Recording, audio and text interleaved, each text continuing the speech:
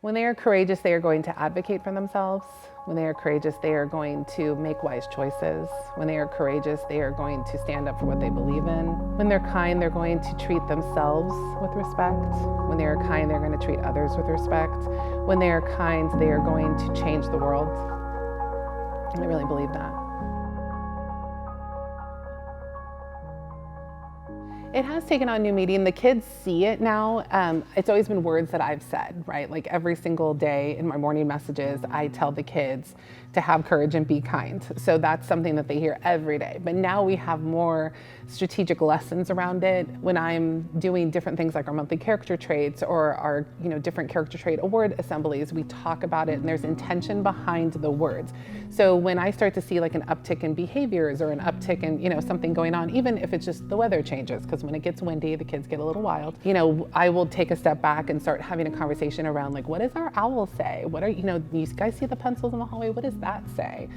And when I'm talking to the students, they see it and they're like, oh, okay. Like, I'm supposed to be kind all the time. Like it's just part of our being and our makeup. I wanted them to immediately be proud of coming to Oakview and living in the Oakview neighborhood. That's really important to me, that our kids have a sense of pride of who they are, where they come from, and where they're going. Elementary school is 6 years, and we have them for TK, it's 7 years that we have them with us. And they are our family. Here at this school, we are a family. My teachers have worked here for 30 years, most of them on average. It's like 25 to 30 years. And I want our families to feel welcome here and to be proud that they live here and they have this amazing school. So I think that's where the words came into play. And the culture, community, family, education, like that's us. We are rooted in our culture. We are rooted in this community. We're never going anywhere. Family is a hugely important piece to it.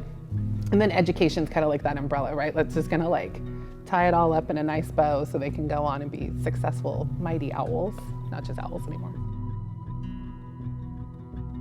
Visually, the front doors, when that went up, was huge. The windscreens were one of the first things that everybody saw, and the windows in the hallways and the words. And I would start to hear kind of buzzing from my teacher and different staff. And when we put up the windscreens, there's a community activist who has a page here on Facebook, and he's very active in the community, grew up here, and I think he was a student here at one time.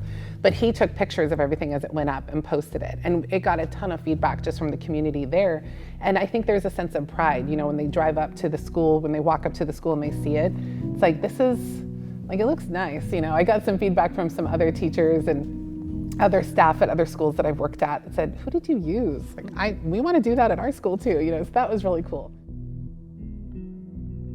For any other elementary school that's looking at doing this process, I say jump in with both feet, because I believe that every elementary school should have a clear and defined vision.